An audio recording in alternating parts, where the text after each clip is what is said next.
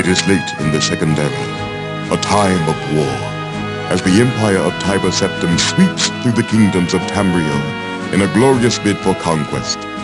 Septim is opposed on all sides, but never more fiercely than by Hammerfell, the ancestral home of the Redguards. The High King of Hammerfell, Thasard II, resists the imperial invasions even as he sees other kingdoms crumble, until at last, without warning and surprisingly devoid of court treachery, death takes its full measure. With its High King dead, Hammerfell is crippled, plunging into a bloody civil war between the crowns, fighting for their homeland's continued sovereignty, and the forebears, who have finally accepted the Emperor's rule.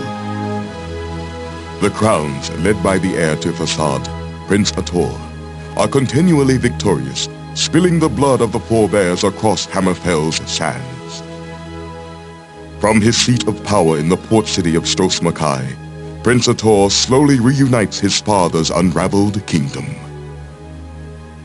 Feeling their impending defeat, the forebears sign a pact with the Emperor, allowing him to bring his armies in, crush the crowns, and rule Hammerfell as his own.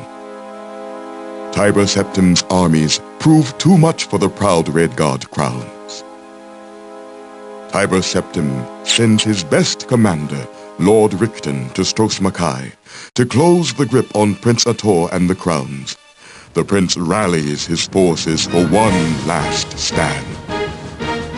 Knowing that Hammerfell's sovereignty is at stake, the crown forces match the might of the empire, meeting them in the harbor of Stros-Makai for the final battle. The fighting is fierce. Lord Richten, having seen the prince's victories at sea before, decides to bring his last resource to the fore.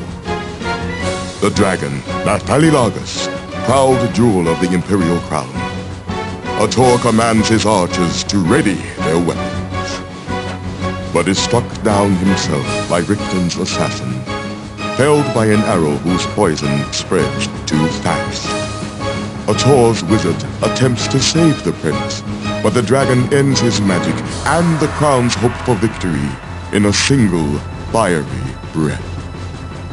Having conquered the crowns, the Emperor's forces claim rule over all of Hammerfell. Imperial garrisons are stationed at every city, and Richten himself is named provisional governor of Stros-Makai.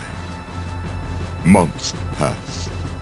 The Redguards of Hammerfell, both crown and forebear, learn to live under the new imperial rule, and Tiber Septim extends his reach into the rest of Tamriel.